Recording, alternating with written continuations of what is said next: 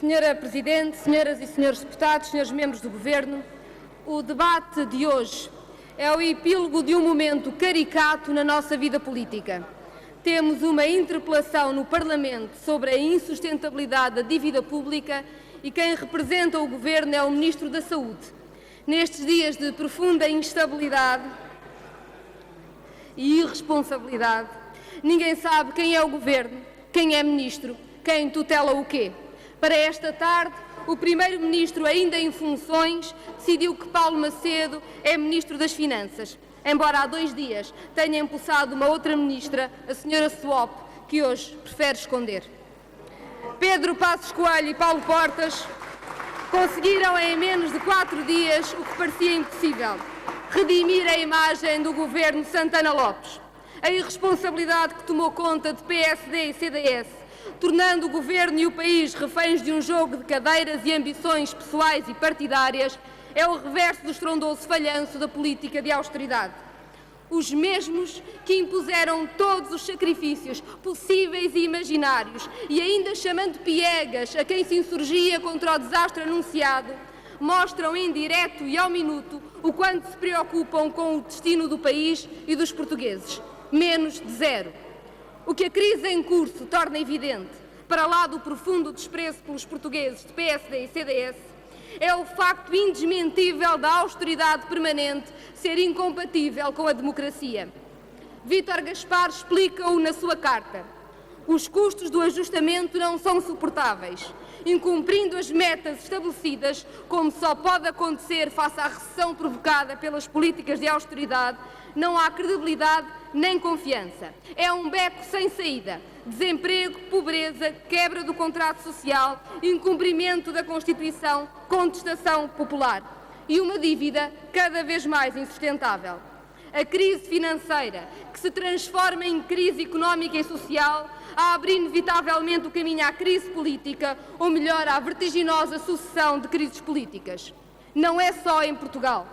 Aconteceu assim em Itália, com a imposição de um governo sem legitimidade eleitoral.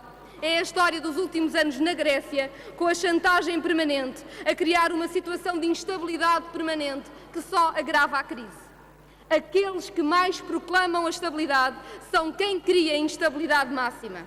Disse hoje Marques Guedes, na conferência do Conselho de Ministros, que a estabilidade política é um bem e uma necessidade absoluta para o país. Nunca antes tinha visto um ministro criticar com esta virulência o primeiro-ministro do seu governo e o líder de um dos partidos da coligação que o suporta. Não há outra forma de classificar o espetáculo indigno que nos tem sido servido, hora a hora, nos últimos 4 dias. É por isso que trocar a legitimidade da democracia pela chantagem dos mercados é perder tudo.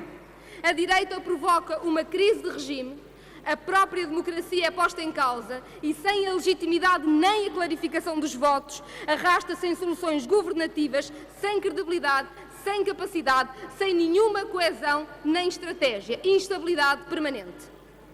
Paulo Portas bem pode fugir agora de ser o responsável pelo programa de cortes no Estado Social, a que pomposamente a Troika e o Governo chamam reforma do Estado.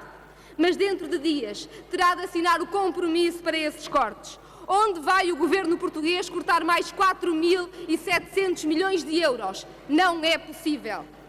Como continuar o rumo da Troika sem mexer novamente nas pensões? Não é possível.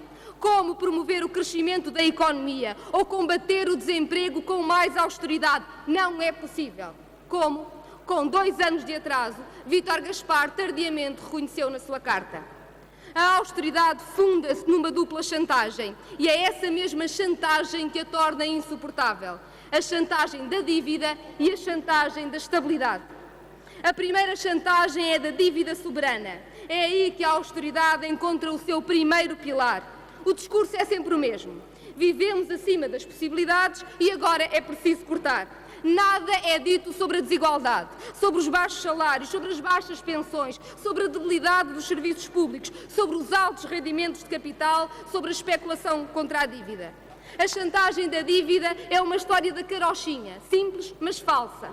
Com base nessa história, impõem-se cortes e reformas que não são mais do que uma gigantesca transferência de rendimentos do trabalho para o capital e a destruição de todas as conquistas das lutas do trabalho e o afundamento da economia. Basta olhar para os números. Em 2 anos da governação da Troika, destruíram-se 400 mil postos de trabalho. A riqueza produzida no país desceu 9 mil milhões. A dívida pública está 13 pontos ou 20 mil milhões acima do que previa o memorando da Troika em dezembro de 2013. Os juros da dívida passaram de 3% a 5% do PIB e o investimento está nos níveis mais baixos dos últimos 50 anos. O déficit, mesmo que se aceite o argumento de não contabilizar o efeito Banif, está acima dos 8%. Pior, tem crescido sempre desde 2011. 7,6% no primeiro trimestre de 2011, 7,9% no primeiro trimestre de 2012, 8,8% ou 10,6% em 2013. Como Vítor Gaspar reconhece na sua carta, nenhum dos limites foi cumprido e os desvios das metas repetiram-se. A chantagem da dívida é uma armadilha. Quanto mais se corta para pagar a dívida, mais recessão, menos economia, menos emprego e mais dívida. A austeridade é uma ratoeira para prender a democracia. Cada cedência à chantagem da dívida aumenta a dívida e alimenta mais chantagem. O único caminho é o que afirmamos há 2 anos: renegociação da dívida. Entendamos. O Governo e a Troika rejeitam a renegociação da dívida não para a pagar, mas para não perderem o instrumento da chantagem. Cortem em quem trabalham para alimentar mais e mais o monstro da dívida. Ou são travados, ou farão em Portugal o que fazem em tantos outros países. Destruído o país, passam ao próximo. A imposição desta destruição, quando é já claro que a austeridade não funciona, é feita pelo recurso ao segundo instrumento da chantagem, a da estabilidade. Depois de tanto sacrifício, nada se pode mudar para que tenha efeito. Entendamos. Não há nenhum sinal que se tenha chegado a um ponto de recuperação. Pelo contrário, diz que é agora imprescindível ir ainda mais fundo, cortar mais 4.700 milhões de euros. Ora, tanta destruição não se faz com legitimidade popular. O melhor povo do mundo não o aceitará. Está à vista de todos. O que vivemos agora é a instabilidade. Vítor Gaspar descreve-o: chumbo do Constitucional, contestação popular, falta de coesão no governo, ausência de estratégia. Os últimos dias e as últimas horas são instabilidade pura. Depois de terem passado o último ano a agitar a bandeira da credibilidade internacional, supostamente o principal sucesso deste governo, no entender de Pedro Passos Coelho e Paulo Portas, o que foi dito e escrito um pouco por todo o mundo sobre Portugal nestes últimos dias deita esse argumento para o caixote do lixo.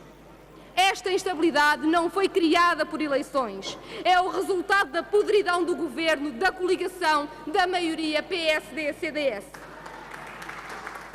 Não ter eleições é saber que semanas como esta se irão repetir. Acreditar que o mesmo governo, composto por pessoas que já deram todos os sinais de não confiarem umas nas outras, que agora vai funcionar onde sempre falhou, depois desta terapia de grupo em direto para o país, é pura leviandade. Quem quer evitar eleições, senhoras e senhores deputados, não procura estabilidade. Tem como único objetivo impedir que o povo possa avaliar o caminho percorrido e escolher um rumo para a saída da crise. E isso não podemos aceitar. É a negação da democracia e da política. A responsabilidade de que Vítor Gaspar fala na sua carta é a retirada de consequências da situação impossível a que conduziram o país. A demissão do governo e a convocação de eleições é a consequência da responsabilidade.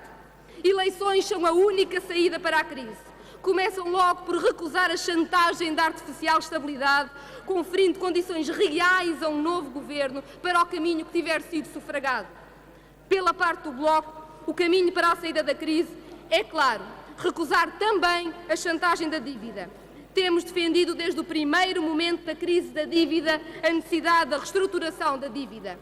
Fomos os primeiros a propor a renegociação. Fomos muito atacados, mas estávamos certos. Nestes 2 anos, provou-se que o Bloco de Esquerda tinha razão e gerou-se um consenso nacional para a reestruturação da dívida. Não há crescimento com austeridade.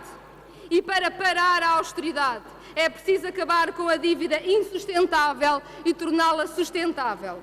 O Bloco de Esquerda propõe a negociação com os credores privados e oficiais, tendo em vista o corte em 50% da dívida pública de médio e longo prazo, com novas obrigações do Tesouro, com prazo de pagamento a 30 anos, com um período de carência de juros até 2020. A redução das taxas de juros pagas por Portugal é da mais elementar justiça. O Bloco propõe o corte da totalidade do pagamento dos juros do empréstimo internacional, considerando que os principais financiadores obtêm capital a 0% de juro. Não aceitamos que se corte no país para sustentar a especulação. Propomos ainda limitar o pagamento dos juros da dívida ao valor das exportações de bens e serviços. Esta medida cria um sistema de solidariedade entre devedor e credor, garantindo que o credor coopera com o devedor. Ao importar do devedor, garante que irá receber mais. Senhoras e senhores deputados, a quem repete à exaustão que não há alternativa, respondemos que a austeridade não é sequer caminho, é abismo. E é o pântano do taticismo podre que corrói o país neste momento. É tempo de democracia, de eleições, da política ter o centro onde deve estar. Resposta à crise, resposta à vida das pessoas.